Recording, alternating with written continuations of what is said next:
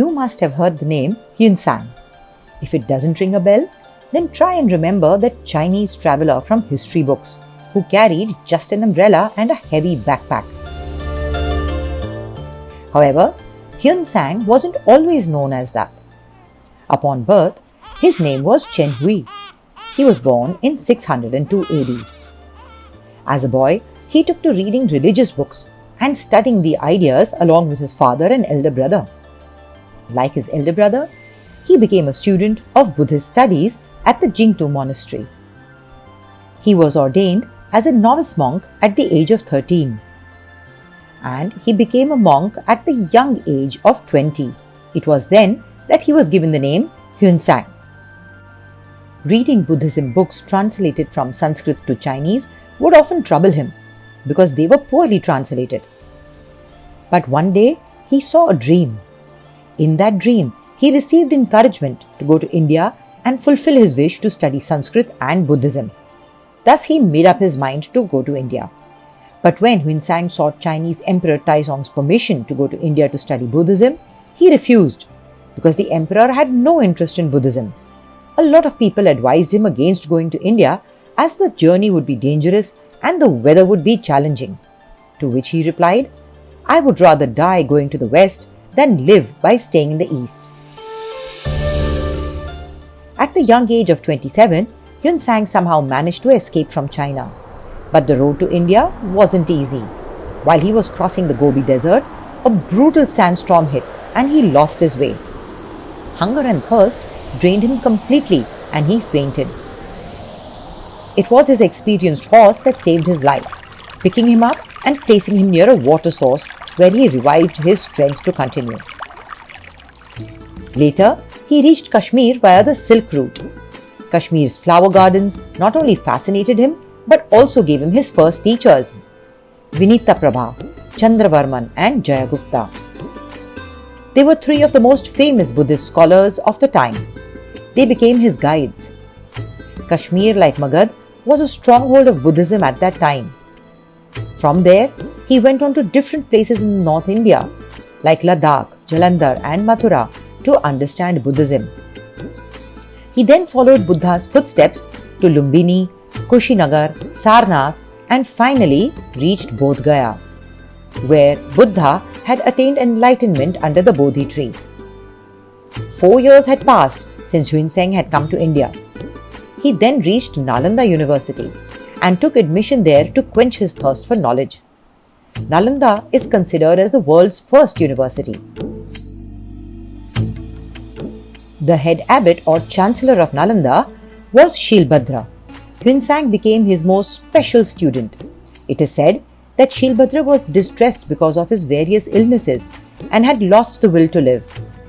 But in a dream, he had seen that a young monk from China would come to him and would eventually spread Buddhism all over the world. And so it came to happen that Shilbhadra gave him the name Mokshadeva. Heunsang gained the reputation as a famous scholar at Nalanda. So, when King Harshvardhan from the Vardhan dynasty invited him over, he happily accepted. When Heunsang came to Kannauj in 641 AD, King Harshvardhan organized an 18-day religious congregation. Here, in a scholarly debate, Heunsang defeated 500 Brahmin, Jain and Buddhist scholars. Harshvardhan's pride knew no bounds. Slowly, both of them became close friends. Heunsang heaped lavish praise on Harshvardhan's bravery, compassion and valor.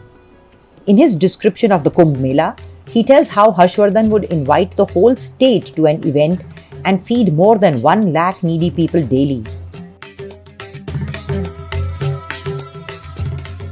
In his travelogue, Heunsang wrote that Harshvardhan's army consisted of 60,000 elephants, 50,000 chariots and more than 1 lakh soldiers. Crime rate was very low in Harsh's era and capital punishment didn't even exist. If ever there was a crime committed, the criminal was made to go through a test. The test was called the Scales of Justice, wherein a big stone was kept on one side of a scale while the criminal on the other. If the criminal side was heavier, he would be let off.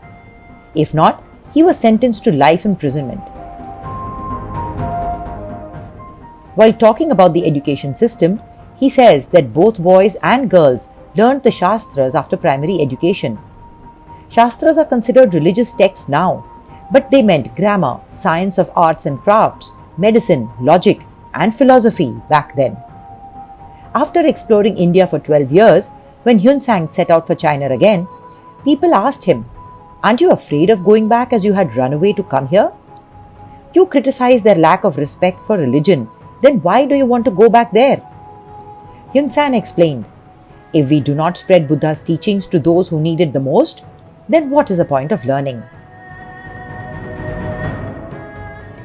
42-year-old Hyun Sang packed 657 Buddhist texts and 150 Buddhist relics in 520 boxes. He loaded them onto 20 horses and set out for China. But going to China wasn't easy. He narrowly escaped drowning in the Sindhu River.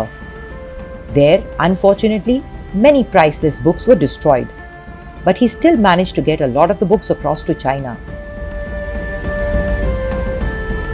You must be wondering, what happened to runaway Hyun Sang when he reached China? He was welcomed with a lot of fanfare and became a cultural ambassador of sorts, as he brought Harshvardhan and the Sang dynasty closer by starting a cultural movement between the two great civilizations of the East. In his book, Siyuki, which means Travels in the East, he writes that India is known as Intu in China. Intu means moon in Chinese. Intu because India was like the moon, whose saints and philosophers were spreading the light of knowledge across the world.